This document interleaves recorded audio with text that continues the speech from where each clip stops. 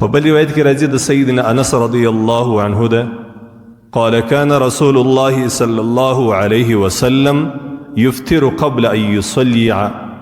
رسول الله صلی الله علیه وسلم به جماعت کوي لمخه در دې چې د ماښام لمونځ وکړي. د رسول الله صلی الله علیه وسلم طریقه دا وه چې اول ور بیا جماعت وکړي بیا به رسول الله صلی الله علیه وسلم بیا لمونځ کوي. هغه روایت الترغیب والترهیب راخستی دی د رسول الله صلی الله علیه وسلم ګران صحابي سیدنا عبدالله بن عمر رضی الله عنهما د ده په باره کې دا راځي چې د رسول الله صلی الله علیه وسلم په مسجد کې جماعت ولاړو دی هلته په سترخوان ته ناست و خپل روژه یې کوي د جماعت ته نه دی راوتلی. نو د دې سم دا معلومیږي د صحابه کرامو طریقه هم دا د رسول الله صلی الله علیه وسلم طریقه د صحابي نعوذ بالله بدعتي نشي کېدلی د رسول الله صلی الله علیه وسلم د طریقې مخالف نشي کېدلی. نو چې باید چې اول ور سره څه شي وکړي روژه وکړي بیا لمونځ وکړي. البته د دې خبرې مقصد دا نه دی چې دا خبره فرض ده. که یو سړی مسافر دی یا اگر سره په یو کلي کې ماحول دا رقم دی اول ور جماعت کوي بیا روژه مات کوي هېڅ پروا نه لري. د هغو خلکو دپاره بیا صرف د روژې ماتول خوراک کول ځان مړول دي بیا نه هېڅ پروا نه لري. هغه خلک دي بیا صرف روژه ماته کړي بس خپل جماعت یې وکړي. البته چې د سړي ټوله توجه په لمانځه کې تلوار یې وخوړلو وچښل ته تلوار نه وي نو د هغه دپاره بیا احسنه طریقه دا ده چې اول ور سړی ښه پرېمانه روژه مات وکړي ځان فارغه کې بیا دې نو بیا څه شي وکړي بیا دې لمونځ وکړي. زه بله ورځ د روژې په اول روژه مات باندې زه یو ځای د چا میلمه وم نو د لمانځه د روژه مات په وخت کې بس بیا دا مسله شروع سوله. یو سړی ناست و هغه ویله چې 12 منټه د روژه مات دي نو دی مشر سړی و هسې د یو چا په خبره کې ځان اچول دا هم چندانې کار نه دی. ما غږ نه ورته وکوي بس سړی ته مشر دی یا دی غږیږي. نو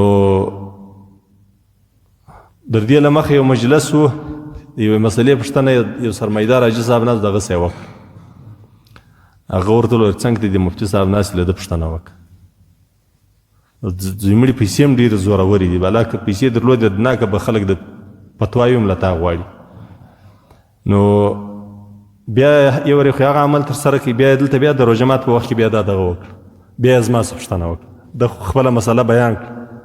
ما ورته د روژه مات دونه وخت دی چې څونه سړی باندې سړی بس فارغه شي د روژه مات ښه په طبیعت روژه مات یې وکړي بس دا ټیم دی. نو دا د دې دا نو څو منټه دي دا خو نو نه دي معلوم 10 منټه سوه 15 منټه سوه 20 منټه سوه موږ خپل 20 منټه وخت ورکوو دلته موږ د روژه مات لپاره 20 منټه وخت ورکوو بس ښه په تسلي باندې روژه مات وسي بیا لمونځ کوو. نو مقصد د دې خبرو ما پرون هم دا خبره وکړه چې زموږ علمي بحثونه دا رقم دي لږ علم بیخي ډېر عقل غواړي.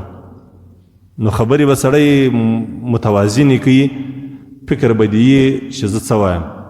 که د روژه مات اول روژه مات کول بیا لمونځ کول دا د رسول الله صلی الله علیه وسلم عمل دی او د صحابه کرام عمل. کله کله ما ول په بعضې مساجدو کې به دا رقم وي چې اول ور لمونځ کوي بیا روژه مات کوي. نو د هغو خلکو دپاره صرف احسنه طریقه دا د افطار دی وکړي صرف روژه دې ماته کړي بیا د خپل جماعت وکړي. دا وروسته سم رسمي خوراک کوي یا ځان مړي هغه دې بیا وروسته وکړي پروا نه لري. نو دا نه دی فرض البته سنت عمل دی خو فرض نو پر چا باندې به د ګمراهي ټاپه نه لګوي چې فلانکی ګمراه دی ولې دا رقم کوي. په بل روایت کې راځي د سیدنا انس رضی الله عنه ده قال كان رسول الله صلى الله عليه وسلم يفطر قبل أن يصلي على رطبات فإن لم تكن رطبات فإن لم تكن رطوبات فتميرات. دا اوس د خورما او دغه دي په عربو کې د هر قسم خورما خپل نوم دی.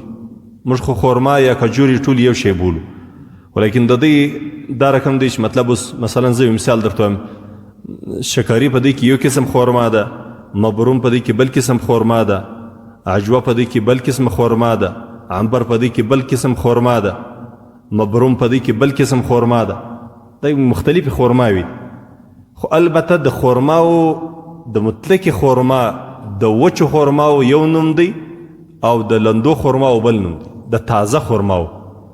نو دلته په روایت کې راځي رطبات دا لندې خرما وي، یعنی تازه خرما وي. رسول الله صلی الله علیه وسلم عادت مبارک به دا رقم و چې په تازه خرما باندې به چیش کوي، هغه ډېرې خوږې ډېرې ذایقهدارې په دې باندې به روژه مات کوي.